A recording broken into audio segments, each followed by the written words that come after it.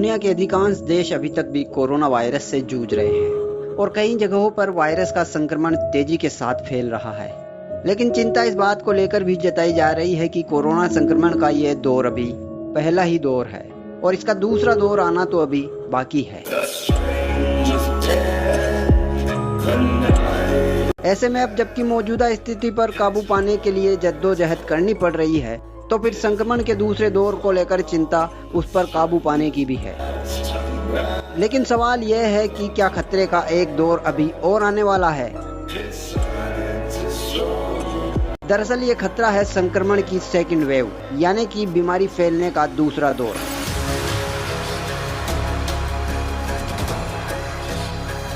ऐसे में जानते हैं कि कितना गंभीर होगा सेकंड वेव का ये खतरा और कब शुरू होगा संक्रमण का ये सेकंड वेव।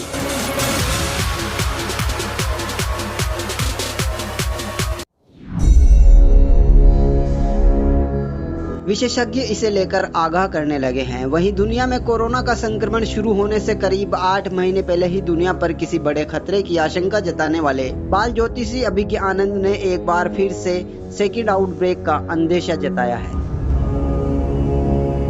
अभिज्ञ ने कहा है कि 28 दिसंबर से एक बार फिर महामारी फैलेगी और उस वक्त स्थितियां और भी ज्यादा विकट और भीषण होगी।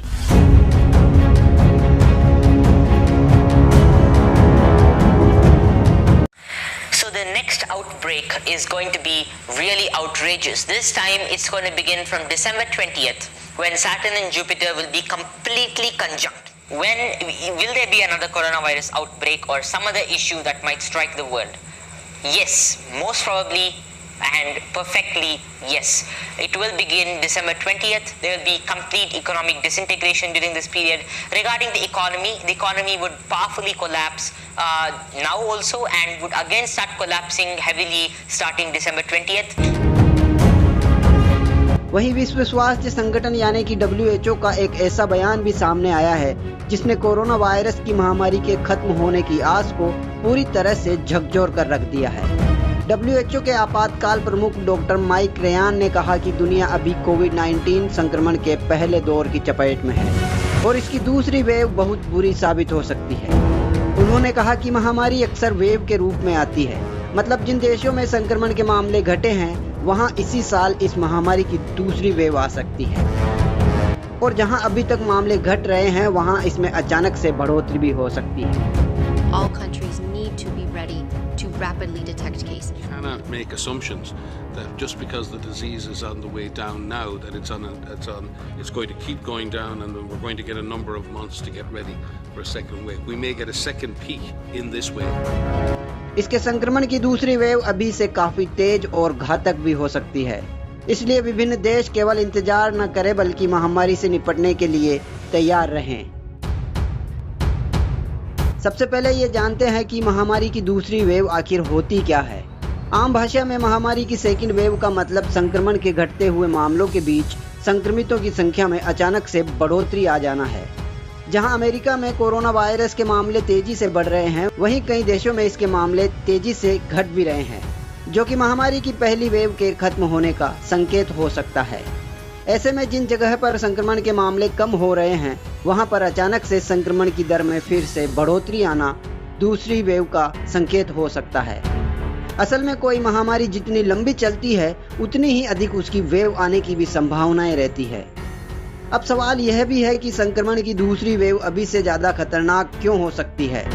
दरअसल कोरोना वायरस के मद्देनजर दुनिया के लगभग सभी देशों में लॉकडाउन किया गया ताकि इस महामारी को फैलने से रोका जा सके, जबकि कुछ देशों में लॉकडाउन खोलने के बाद संक्रमण की दर में ज्यादा बढ़ोतरी देखने को मिली है। खासकर भारत में लॉकडाउन 4 में मिली छूट के बाद संक्रमण के मामले बड़ी तेजी के साथ बढ़े हैं। इसलिए संक्रमण की दूसरी वेव आने तक अगर सोशल डिस्टेंसिंग और दूसरी सभी सावधानियों में ढील बरती जाती है तो संक्रमण फैलने की रफ्तार कितनी तेज हो सकती है इसका अंदाजा लगाया जा सकता है। ऐसे में इसके लिए अगर पहले से तैयारी नहीं की गई तो यह महामारी दूसरे दौर में और भी भयानक रूप ले सकती है। अब ये जानने की कोशिश करते हैं कि अगर संक्रमण की सेकंड वेव आती है तो यह कब आएगी। कुछ हेल्थ एक्सपर्ट ने चेतावनी दी है कि लॉकडाउन को अगर पूरी योजना के साथ एक तरीके से नहीं हटाया गया और लोग एक जगह से दूसरी जगह यात्रा करते रहे तो कोरोना वायरस फिर से फैल सकता है। और इसकी दूसरी वेव जल्द ही आ सकती है। जैसा कि भारत में भी यात्राओं में छूट मिलने के बाद कोरोना वायरस के मामलों में बढ़ोतरी देखी जा रही है।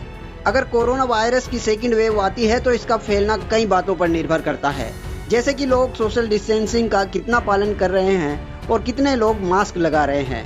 इसके अलावा यह कोरोना की टेस्टिंग की गति पर भी निर्भर करेगा। हांगकांग और कैलिफोर्निया यूनिवर्सिटी की एक संयुक्त स्टडी और कंप्यूटर मॉडल के अनुसार बिना मास्क की तुलना में अगर 80% आबादी सार्वजनिक स्थानों पर मास्क पहनकर निकले तो संक्रमण फैलने की दर 8% तक तेजी से गिर सकती है।